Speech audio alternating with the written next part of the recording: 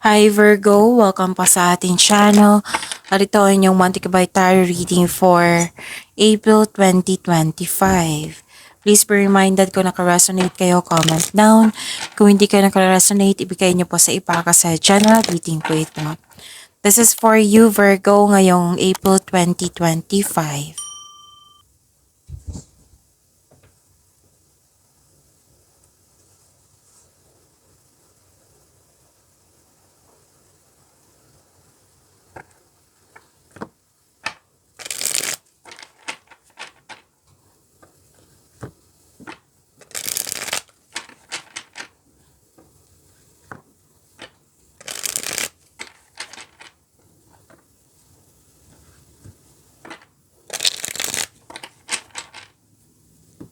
Para po ito sa iyo Virgo ngayong April 2025.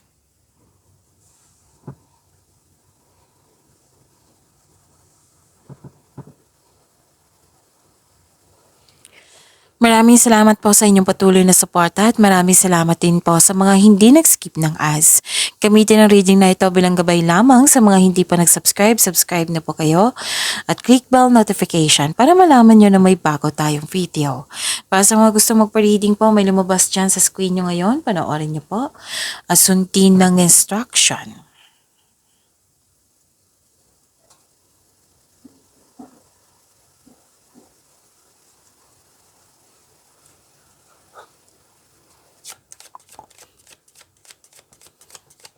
Spirits Guide, mga ganap po para kay Virgo ngayong April 2025. I need 3 cards po.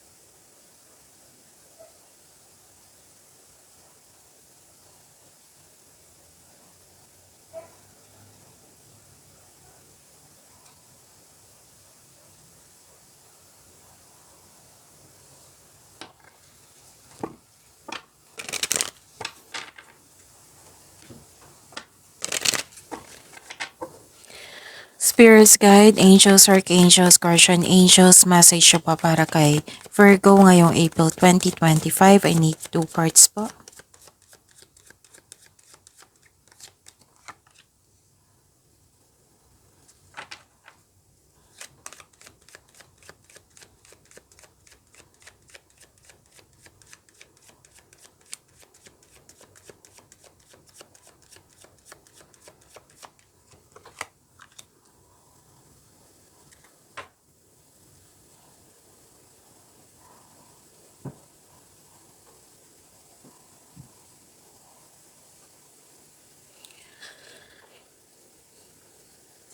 Ngayong April 2025 para po kay Virgo, may nakita ko ditong reunion, meeting, special event, public event.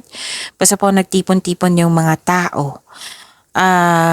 Mag-ingat kasi may nakita ko ditong selos, inggit, tuso, mandaraya. Pwedeng rivalry or competition. Pwedeng may nagsinungaling sa inyo. Pwedeng may tuto sa inyong desisyon or tungkol ito sa third party. At mag-ingat kayo sa kanya kasi may mapanilang na tao. So, kung gusto niyang malaman kung sino ito, itanong niyo po sa inyong intuition. Nakikita ko dito, you have power, authority, and protection. May kausap ka dito regarding sa big business or career and finances. At may nakita rin ako dito ang influence ng isang mother figure.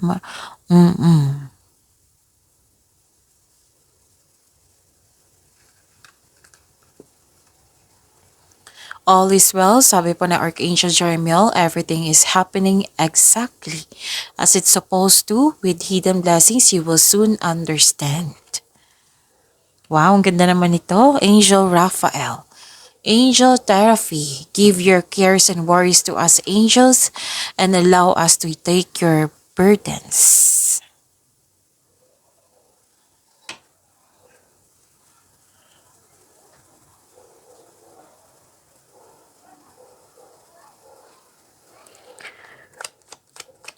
Spirits guide, energy po ni Virgo ngayong April 2025. I need 2 cards po.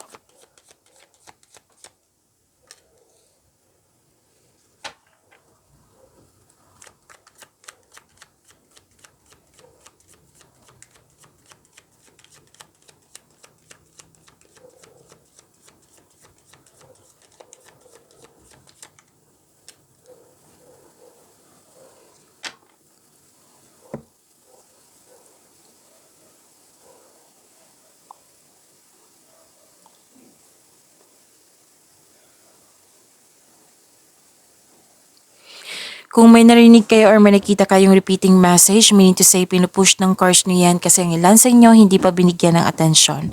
Na kung maaari din po, bigyan nyo po ng solusyon at aksyon. Remember Virgo, at the end of the day, alam mo na ikaw lang taong may kakayahan at responsable na gumawa ng sarili mong katotohanan at kinabukasan. So ano yung energy ni Virgo?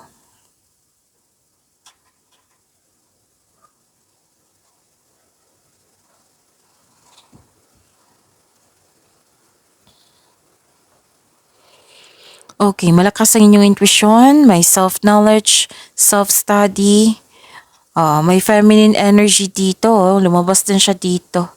Malaking influence niya sa ngayong April 2025. May changes, may wisdom message, may common sense, may awareness, may malalaman kayong sekreto mula sa isang tao, makinig kayo sa inyong intuition, and the advice is to clear your mind and ask your heart for the answers you seek. So the answers are already within you. Trust your own counsel first. Kasi naghahanap ka ng solusyon sa inyong problema, sagot sa inyong mga katanungan. So sabi po ng card dito, nasa iyo na po yung sagot sa inyong mga katanungan. Nakikita ko rin dito na nagkaroon po ng may concern dito sa overspending. Overspending to sa pera kasi may materialism or overspending sa trabaho. Kasi nakafocus sa wealth and possession. So, make it balance. Sabi po ng card, pwedeng concern mo ito sa isang tao or concern ito sa iyo. And this card tells you na focus kayo sa emotional and mental stability. You need to relax and listen to your intuition. So, this is a repeating message na may sabi dito na makinig kayo sa inyong intuition.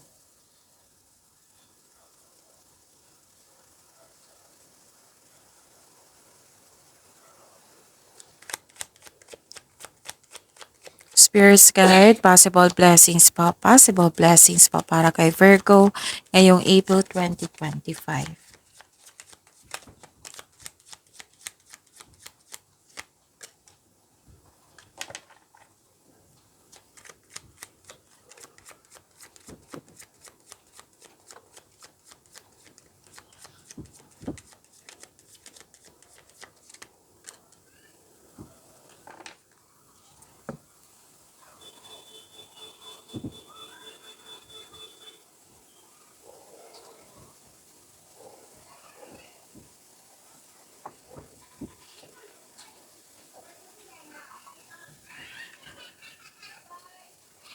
Okay. Ano po yung mga blessings?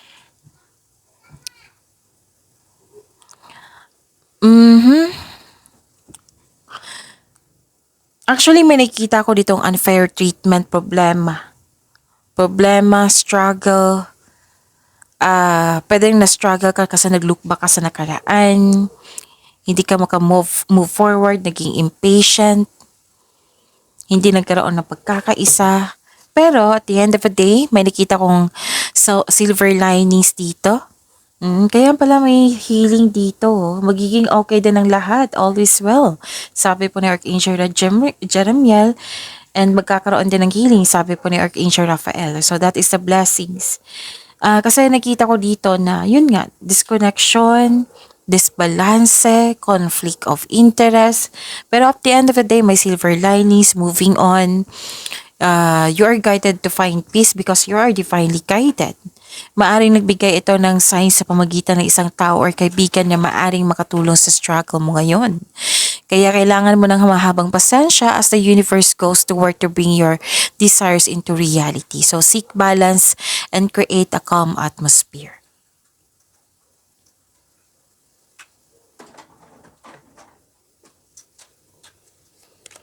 Spirits guide,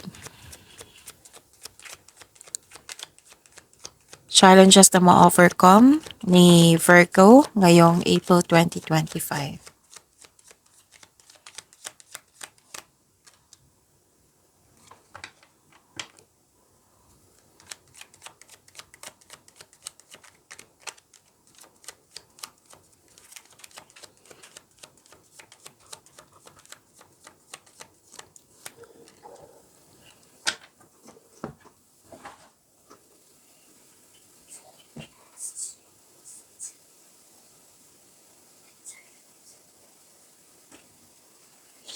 Maraming salamat po sa patuloy na tiwala at suporta sa ating channel.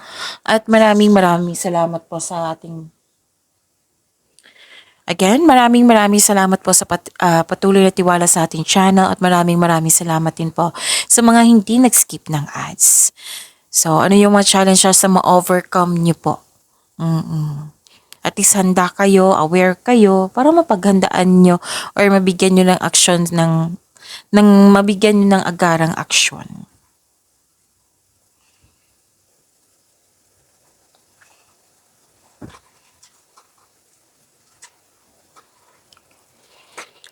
So this is, nagmuni-muni kayo ngayon, nag-iisip ng mga plano or pangarap sa buhay, nag-iisip ng mga desires mo sa buhay. Marami kang ideas, inspired kayo ngayon, nagpaplano ka ng dagdag investment para magkaroon ng financial growth, mas lumaki ang pangarap mo, kaya nagpaplano ka ng karagdagang investment. Pwede din na marami kang maliligaw para sa mga single dito na iniisip mo kung sino yung right person para sa iyo. So beware lang po, baka magkaroon ka ng hesitation dito. So don't hesitate too long. Okay? So this is pagpaplano, this is pagmuni-muni. At nagkaroon ng recovery. So another card na nagsabi na may healing. Nakawala ka na sa toxicity, nakawala ka na, yung bigat ng ramdaman mo, nawala na-overcome nyo na po. So that is good. Pag-imanin niyo po yung blessings na binigay sa inyo, Virgo. See you tomorrow. Please like, subscribe, and click the button for notification para updated po kayo sa daily tarot reading natin. Maraming salamat po.